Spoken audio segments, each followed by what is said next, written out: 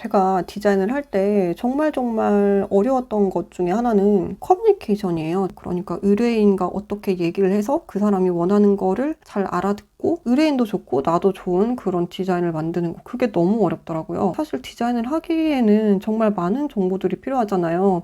어떤 디자인을 원하는지, 어떤 방향을 원하는지, 이 디자인을 통해서 뭘 이뤘으면 좋겠는지 이러한 여러 가지 정보들이 필요한데 사실 그거를 잘 얘기해주는 클라이언트는 거의 없었어요. 디자이너님이 전문가시니까 알아서 예쁘게 이렇게만 말씀하시는 분이 되게 많아요. 그래서 저도 처음에는 너무너무 어려운 거예요. 세상에는 정말 수백만 가지의 디자인이 존재하는데 왜 설명을 조금 더 해주지 않을까 이렇게 약간 원망스러운 마음도 있고 그랬는데 근데 저도 생각을 해보니까 좀 이해가 많이 되더라고요. 그분들은 일단 디자이너가 아니잖아요. 저 같은 경우는 약간 이미지로 생각하는 게 있어요. 이제 디자인 회사를 다닐 때도 어떻게 디자인을 해볼까라고 하면은 말로 설명을 하기보단 어떤 레퍼런스로 소통하는 적도 많고, 그림을 그려서 보는 게 어떤 언어로 된 것보다 더 이해가 빠를 때도 있고, 이 클라이언트 분들은 어떤 제품을 설명하는 카탈로그를 만든다면 그분들은 그 제품이 어떤 제품인지에 대해서는 정말 100시간이고 설명을 할 수 있지만 그래서 어떻게 디자인을 했으면 좋겠어요? 라고 물어보면은 막막해지실 거예요. 저도 잘 모르겠어요. 그냥 예쁘게요. 라고 밖에 할 수가 없는 거예요. 그래서 저는 그렇게 말씀을 하심에도 얘기를 굉장히 주의 깊게 듣는 게 필요한 것 같아요. 일단 그분들이 말을 할 수 있게 멍석을 깔아주는 거예요. 네, 저는 오늘 제가 디자인하기 위한 설명을 드리러 왔기 때문에 무슨 말이든지 해주세요.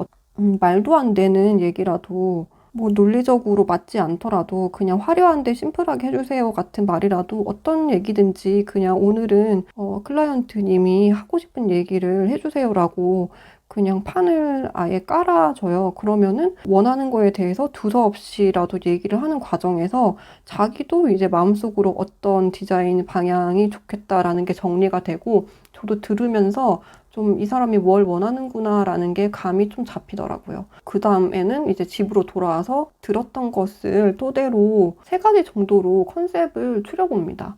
어떤 디자이너의 언어로 추리는 게 아니고요. 굉장히 쉬운 언어로 예를 들면은 뭐 단정한 디자인, 뭐 심플한 디자인, 포인트가 있는 디자인 이런 식으로 굉장히 직관적이고 정말 3살 어린이도 알아들을 수 있는 언어로 그렇게 카테고리를 나누고 본격적인 디자인을 하기 전에 이미 세상에 나와 있는 이미지들 있죠.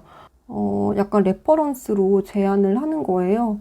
어떤 인터넷에 올라와 있는 디자인이 될 수도 있고 내가 지나가다 사진 찍은 걸 수도 있고 어쨌든 커뮤니케이션에 도움이 되는 것들을 추려가지고 간단한 한두 장 정도의 PDF로 만들어서 클라이언트에게 내가 당신의 얘기를 듣고 이런 방향을 생각을 해봤다. 어떤 방향이 좋으냐라고 물어봅니다.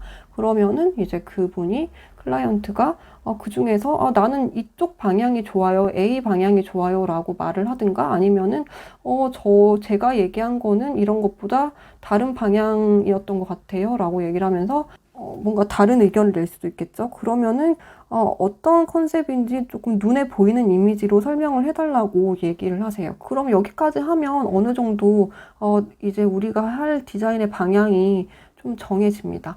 소통을 좀 자주 하는 게 좋은 것 같아요. 어떤 내용적인 것들 있잖아요. 그러니까 클라이언트는 이 부분을 강조하고 싶다. 전체적인 분위기가 클라이언트가 가지고 있는 브랜드와 잘 맞는지 이런 것들은 디자인을 하는 중간에도 궁금한 게 있으면 수시로 소통하고 여러 번 얘기를 나누는 게 의뢰를 한 사람이나 이제 의뢰받아서 디자인을 한 사람이나 서로에게 좋고 원활하게 디자인을 할 수 있는 방법이라고 생각해요. 네, 사실 이렇게 여러 번 커뮤니케이션을 하고 방향을 잡고 컨셉을 잡고 주제를 잡고 이런 과정이 사실 굉장히 좀 에너지가 많이 드는 일이잖아요. 그래서 사실 가장 중요한 거는 디자인 비용 말고 기획비를 따로 책정을 하는 겁니다. 제가 디자인을 처음 배울 때는 책이나 뭐 어떤 대학교에서 디자인을 배울 때는 디자인 안에는 당연히 기획이 포함이 되어 있는 걸로 배우거든요. 왜냐하면 디자인이 단순히 그냥 어도비 툴 켜가지고 이렇게 뭐 색깔 만지고 어디로 배치하고 이게 디자인이라고 배운 건 아니잖아요. 뭐 시장 조사도 하고 요즘 트렌드도 알아보고 뭐 클라이언트랑도 여러 번 소통하고 수정하고 여러 번의 뭐 그런 과정을 통해서 나오는 게 디자인이라고 배웠는데 현실적으로는 그렇지가 않다고 생각합니다. 그런 정말 제대로 배운 대로 디자인을 하려면은 요즘 평균 디자인 시세보다 훨씬 더 많이 받아야지 먹고 살 수 있는 것 같아요.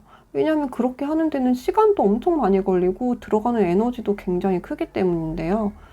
요즘 이제 사람들이 디자이너가 아닌 사람들이 인식하는 디자인이라는 거는 그냥 예쁘게 만드는 거 아니면 툴을 활용해서 내가 어도비 툴을 못 쓰니까 그거를 활용해서 디자인을 해줄 사람 그런 서비스를 디자인이라고 생각하는 사람이 많은 것 같아요.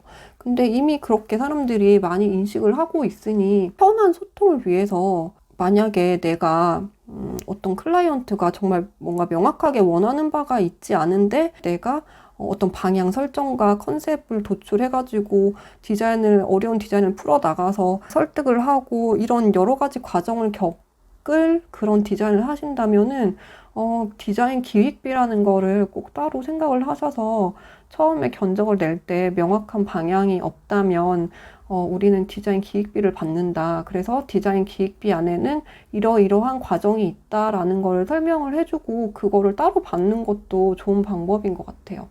만약에 클라이언트도 그런 얘기를 들었을 때, 디자인에는 그냥 예쁘게 하는 게 아니고, 이러이러한 여러 가지 방향, 여러 가지 과정들이 있구나라는 걸 알게 되고, 혹시 그 디자인 기획비를 따로 받는 게 아깝다고 생각을 하면은, 어떤 레퍼런스를 준비해서 이렇게 해주세요라고 할 수도 있고, 정말 요즘 말하는 디자인만 맡기는 그런 형식이 될 수도 있죠. 네, 그래서 기획비가 뭐냐고 물어보면은, 이러이러한 과정을 거쳐서 여러분이 정말로 디자인을 할 때 겪는 것들, 컨셉을 도출하고, 시장 조사를 하고, 레퍼런스를 몇 종 보여주고, 러프한 시안을 잡고, 클라이언트의 의견을 합쳐서 완성품이 나오기 전에 몇 번의 수정을 거치고, 이러한 과정을 미리 설명을 꼭 하셔가지고, 이 디자인이 완성되는데 내가 들어가는 어떤 시간과 에너지가 이렇게 많이 든다는 거를 꼭 어필을 하시고, 컨셉이 없는데 내가 뭔가 컨셉과 주제를 창조해 준다라고 했을 때는 꼭 디자인 기획비를 생각을 하시고 돈을 받으셨으면 좋겠습니다.